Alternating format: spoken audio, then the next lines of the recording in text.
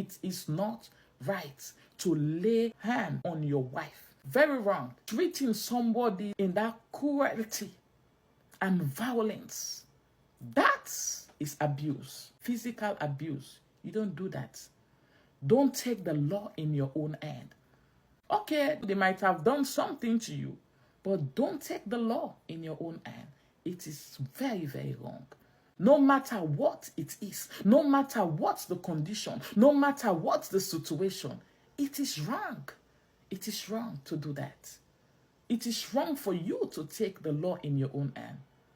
I'm not saying that women are free to do whatever they want to do. That's not what I'm saying. It's no. It's no. Most women, sometimes they are something else. Most women, sometimes they are doing crazy stuff that you can't even imagine of. But to lay hand on a woman, super wrong. Don't do that. You are taking the laws in your own hands. There are so many ways to deal with the craziness of a woman. Instead of you taking the law in your own hand, no. Two wrongs can make a right. Sometimes, really, some women, they can do something foolish. If that woman does something foolish, you take the law in your own hands. You are more guilty than her. You are the super guilty one in there. Instead of you to expire somebody's child, return them back to their parents. Don't expire somebody's child. Don't do that. Yes, God said that he hates divorce. But for the sake of the wickedness of man, God told Moses, instead of that man to expire somebody's child, let them write a letter of divorce and let them sign it.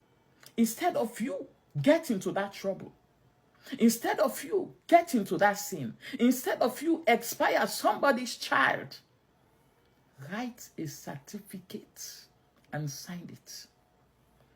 It is more honorable to do that. God did that because the life of every man is so precious to God. It is. The life of every man is super precious to God. The original plan of God in this thing that we call marriage is that until death do us part. That was the original purpose, plan of God. I tell you, some are very, very wicked. Since they know that this woman is so religious, I say, oh, until death, for better or for worse. Some men, because of the wicked nature in them, they will say, with all of these things that I'm doing to this one, she doesn't want to go. All of these things that I'm doing to her, she doesn't want to go. Okay. She said, until death do us part. You see that death, she will surely get. That's what they will do. They will do stuff. They become so cruel, violence, until bad things happen. They will abuse you in segments. They will do stuff.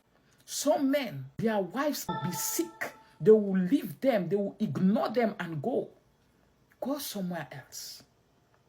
So many things are happening in families that mouth cannot talk about. So many things. And 80% of this abuse out there, women don't have the courage to say it out. They don't have the courage to talk about it. They do not have this courage.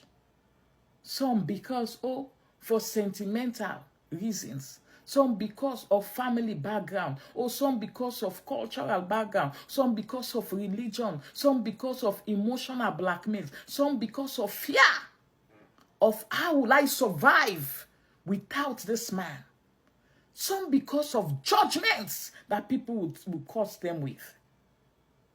These things have kept these women not talking, kept these women dying, expiring slowly in their corner and they are not talking.